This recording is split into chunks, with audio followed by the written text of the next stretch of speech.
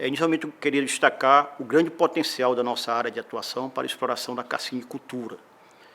O Banco Nordeste tem apoiado, sim, essa atividade, buscando a inovação no segmento e, acima de tudo, o financiamento de tecnologia que reconhecidamente não agrida o meio ambiente. A cassinicultura na nossa região tem uma capacidade de geração de emprego, de gerar tributo e, portanto, de gerar desenvolvimento. Diante disso, o Banco do Nordeste realizou e firmou um acordo com a Associação Brasileira de Criadores de Camarões, com o Ministério do Desenvolvimento Regional, no sentido de apoiar as empresas e empreendedores que fazem parte de todos os elos da cadeia produtiva da cassinicultura.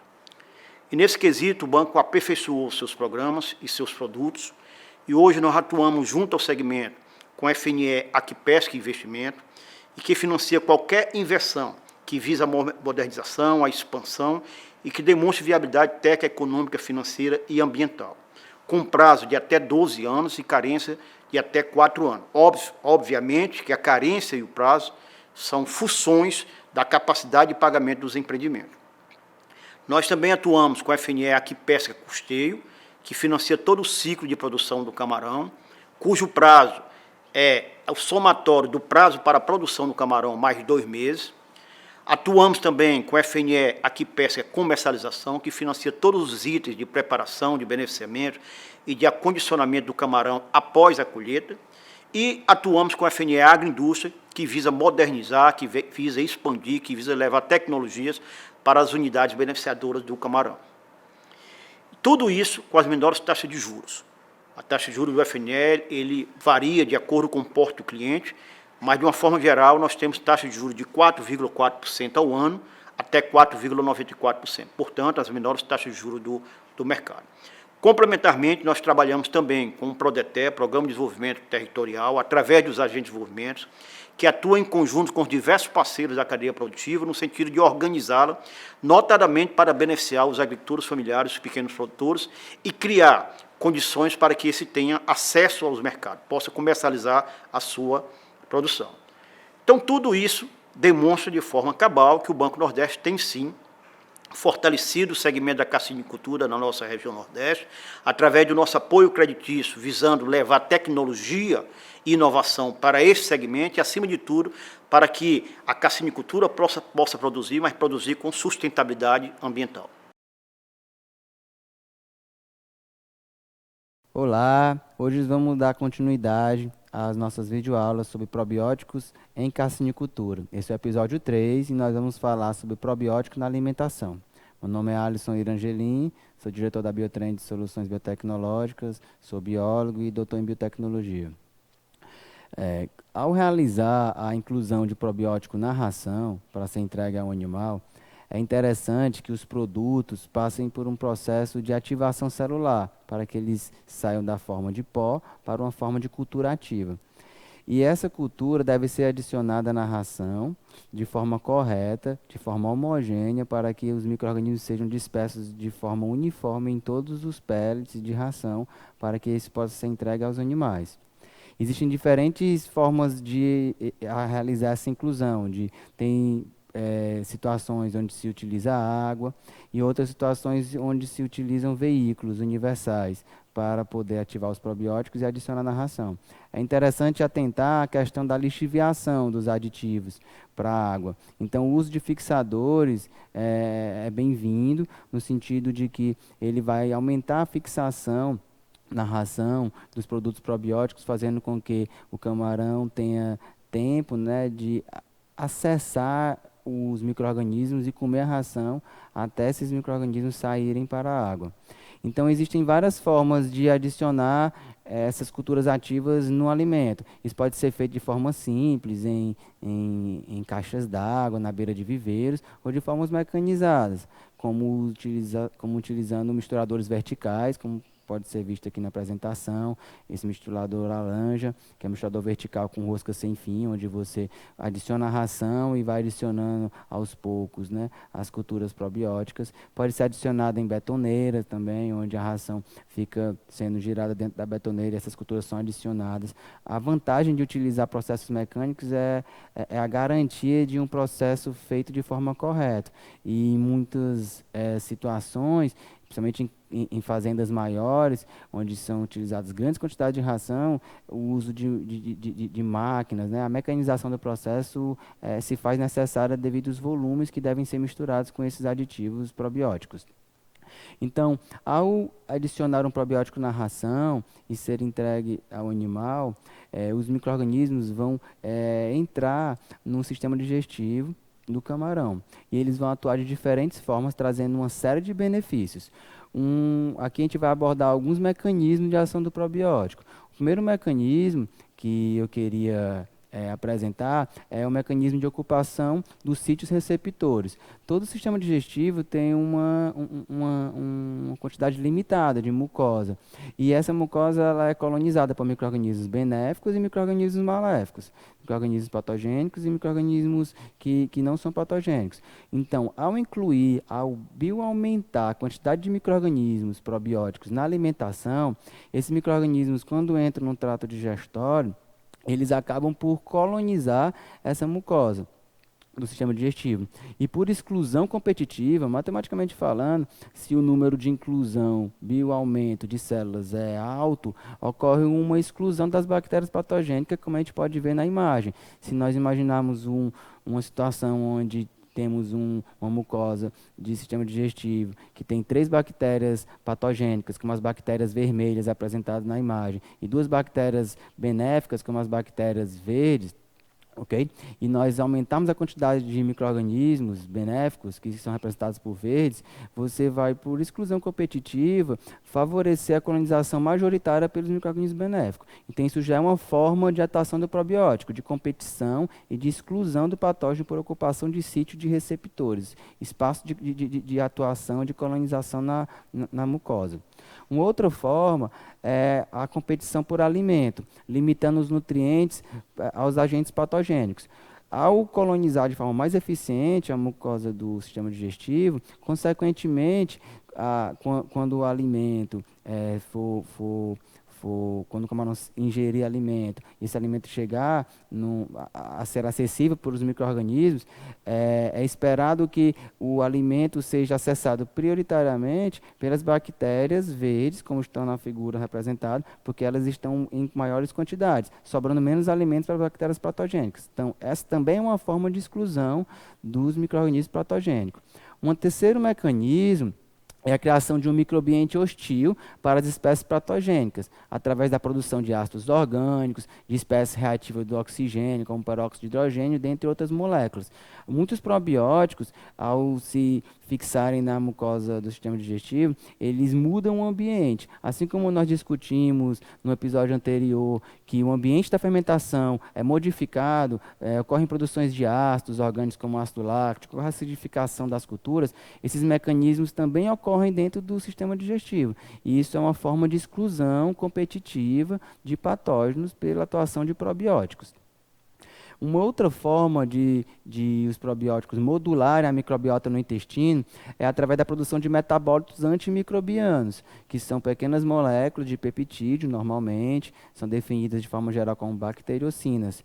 E essas moléculas atuam de forma a suprimir, a matar os micro-organismos patogênicos que são indesejados e promover a seleção de microbiota benéfica probiótica.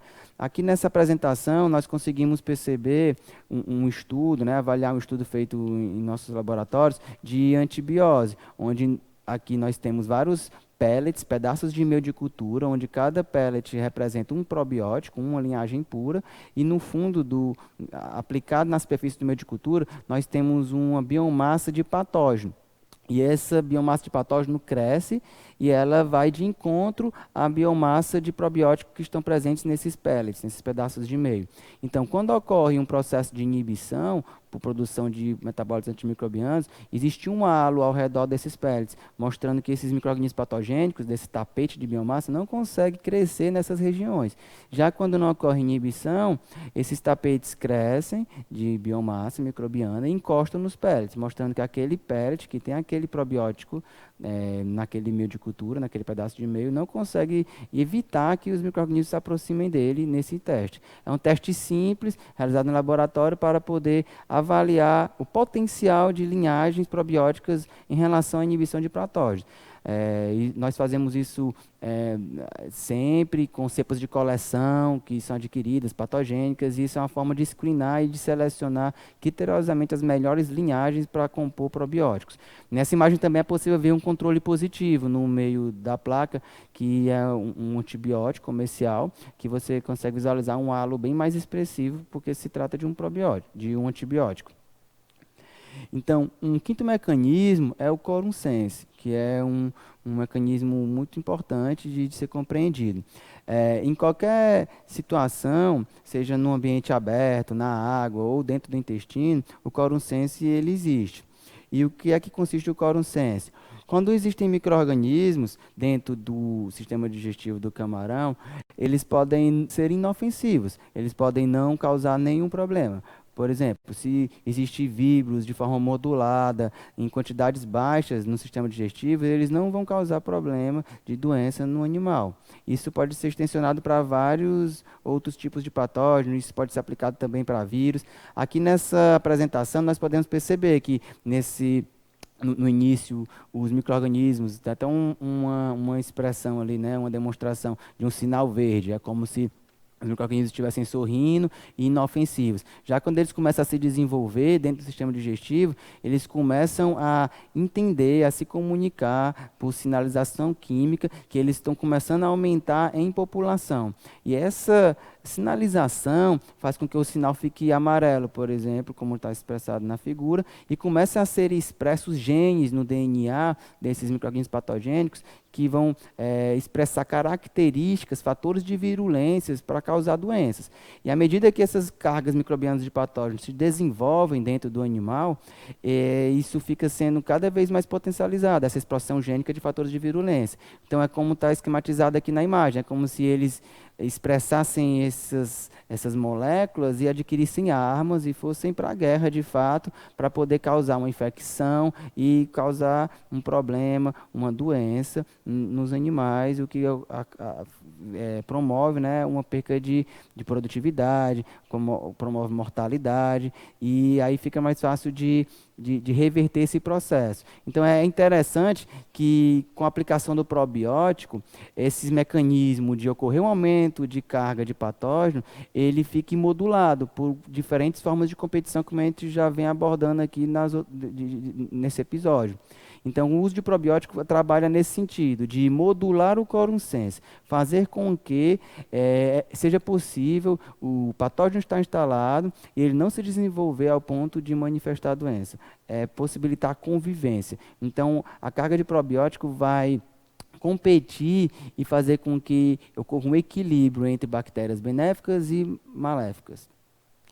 Um outro mecanismo de atuação do probiótico no intestino do camarão é em relação ao crescimento e absorção do nutriente. Os micro-organismos probióticos, ao se instalarem no intestino, eles são capazes de produzir enzimas microbianas e estimular também as enzimas do animal. Então, se um camarão, ao se alimentar, ao ingerir ração, ele precisa hidrolisar a ração através de enzimas que ele produz no sistema digestivo.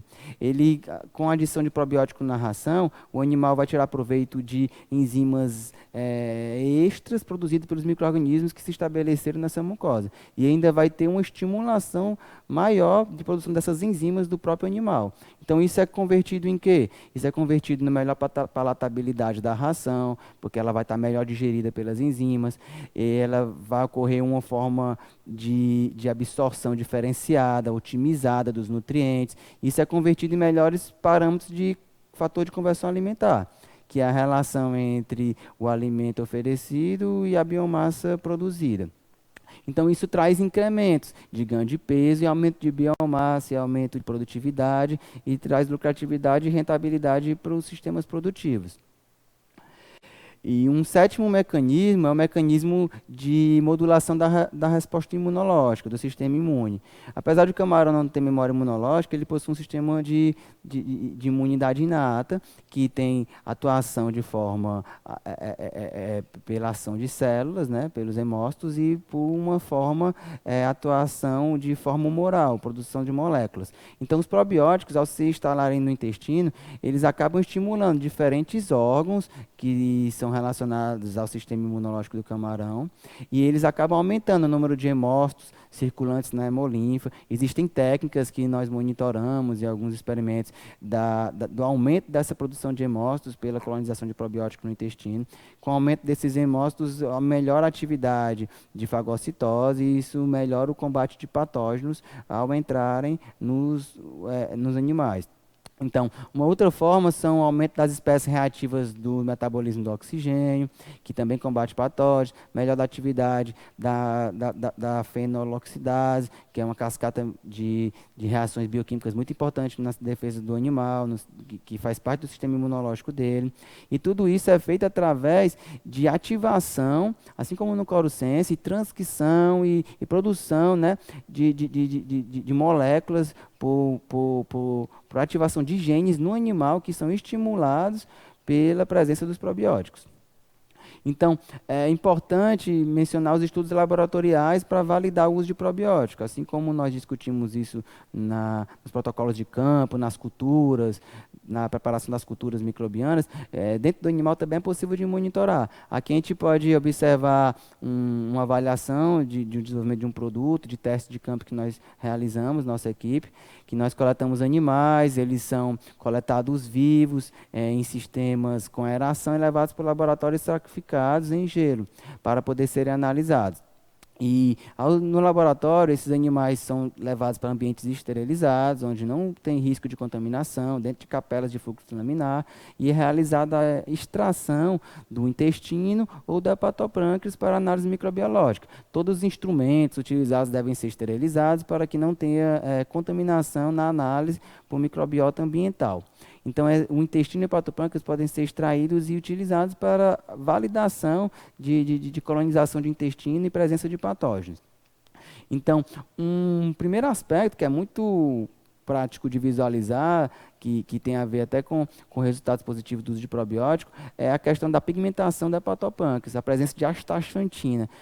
Nós já realizamos experimentos que demonstraram que com o uso de probiótico, o hepatoprâncreas fica com coloração mais alaranjada, e demonstrando a quantidade de astaxantina, e comparado ao não uso de um controle, onde o hepatoprâncreas fica com uma cor mais pálida, o extrato de hepatoprâncreas. Isso é um sinal de sanidade, isso é utilizado dentro das análises de presuntiva como uma possível característica que já pode demonstrar a questão do potencial do animal em relação a ele estar saudável e tolerar desafios dentro do sistema produtivo.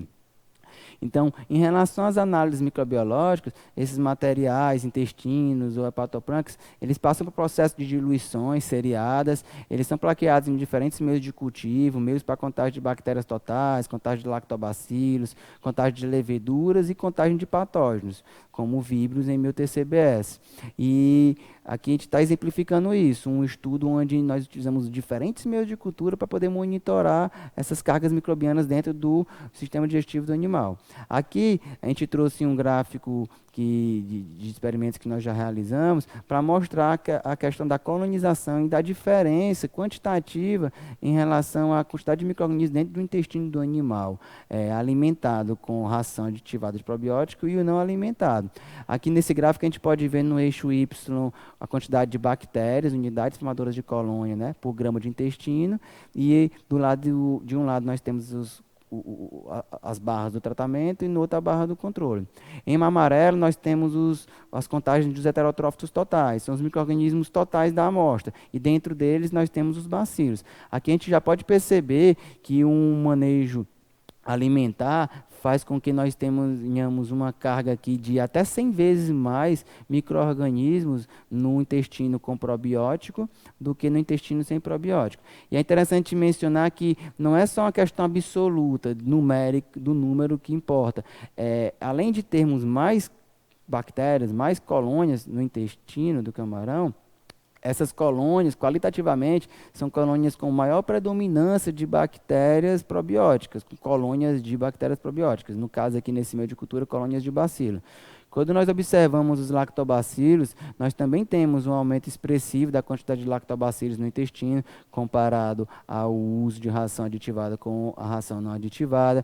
Quando nós avaliamos a levedura, que está nas barras verdes, nós conseguimos detectar até 10 a 4 UFC por grama de intestino de camarão de leveduras, ou seja, 10.000 células de levedura por grama de intestino. Já numa alimentação, né, sem probiótico, o camarão nem apresenta levedura no intestino, nos nossos ensaios. Isso quer dizer que está ou é ausente ou está abaixo do limite de detecção da técnica, ok? Mas é muito notória a questão da levedura, que não é tão detectada por técnicas de cultivo microbianas, e quando a gente realiza manejos alimentares, elas passam a aparecer nas análises, demonstrando a inclusão, como se ele fosse um controle interno do uso do probiótico. E em relação a patógenos, nesses testes que nós fizemos, você consegue perceber uma redução em relação ao não uso. Por exemplo, aqui no tratamento nós temos em torno de 10 a 2 UFC por grama de intestino, ou seja, 100 células por grama. Já numa situação de controle, nós temos aqui nesse viveiro, nesse teste, 10 a 6 células, ou seja, é uma quantidade aí, uma magnitude de 10.000 vezes mais células no intestino de camarão não tratado, sem comer ração aditivada, comparado ao utilizando ração aditivada. Esse gráfico é uma média de experimentos que nós fazemos de 6 viveiros, e é um pool dessas amostras, e tem estudos estatísticos, são dados bastante confiáveis. Um outro teste, trouxe um outro teste para a gente apresentar, nós podemos ver resultados semelhantes. Aqui as barras já estão lado a lado. Aqui nós podemos ver as duas barras amarelas, uma ao lado da outra. Nós podemos ver um aumento de 10 vezes de bactérias, né, heterotrófitas totais, com predominância de bactérias de bacilos, de colônias de bacilos nesse meio de cultura. Isso quer dizer que no controle, que está 10 a 5, o UFC por grama, nós temos esse número e existe uma grande variação de morfologias de colônia, mostrando que dentro desse total não existe a dominância das espécies probióticas, o que no caso do tratamento nós já temos um maior número com dominância de colônias de probióticos. Nesse experimento, esse segundo experimento que nós trouxemos, nós já conseguimos ver no lactobacillus uma diferença bem marcante comparada ao outro. Nós já temos aqui uma diferença bem maior de quantidade de células microbianas de lactobacillus no intestino do camarão. Em relação à levedura, nós já conseguimos perceber também um número similar, o outro ensaio, em torno de 10 a 4, né, 10.000 células por grama de levedura, e a ausência de levedura ou não detecção nos ensaios. Em relação ao vibrio, nós também detectamos aqui nesse gráfico uma menor quantidade de vibrio em relação, né, ao não uso. Ou seja, o camarão comendo ração sem ser aditivado, ele tem um maior potencial de crescimento de vibrio comparado ao uso de ração aditivada. Mas isso não não deve ser visto de um ponto de vista isolado. Na verdade, o que deve ser aplicado aqui é um conhecimento relativo. Mais importante do que o número absoluto é a relação entre probiótico e patógeno. Não é o fato de um micro-organismo estar presente que os víbrios vão diminuir. É a conjuntura das informações. É o fato de a gente ter mais probiótico dentro do intestino, maiores cargas de micro-organismos, ocorrer um bioaumento dessas células, e tudo isso estimula a imunidade, exclui patógenos de diferentes formas, fazendo com que nós tenhamos uma relação de vibrio, por exemplo, nesses ensaios, menor do que no controle, ok? Que não usa ração aditivada. Então, ainda nos dados do gráfico, a gente gostaria de ressaltar e de enfatizar que que quando nós fazemos monitoramento de víbrio, por exemplo, em sistemas produtivos de camarão, as cargas são totalmente diferenciadas. No sistema de produção aberto, extensivo, em densidades baixas, as cargas de víbrio e carga de probiótico no intestino, elas são numa magnitude bem inferior a um sistema intensivo, a um sistema superintensivo. Então, cargas de víbrio em sistema superintensivo, se fossem transferidas para sistemas em baixa densidade, eram cargas fatais de víbrio. Sendo que em sistemas intensivos e superintensivos, essa carga de víbrio é maior e não mata o camarão, porque a carga de probiótico também instalada é superior. Então, o que é mais importante aqui ser passado nessa videoaula é a questão relativa entre a quantidade de probiótico e a quantidade de víbrio, e não o número absoluto. E isso ocorre também para a água. Em sistemas abertos, nós temos quantidades de víbrio na água bem inferiores a sistemas intensivos e superintensivos. Então, tudo é uma questão de modulação da microbiota. A presença de quantidade de micro-organismos positivos e negativos, benéficos e maléficos, probióticos e patógenos. E essas eram as informações que nós queríamos passar nessa videoaula de probiótico na alimentação. Queria agradecer a atenção de todos e saibam que estamos sempre dispostos a colaborar com a informação e desenvolver parcerias tecnológicas. Obrigado.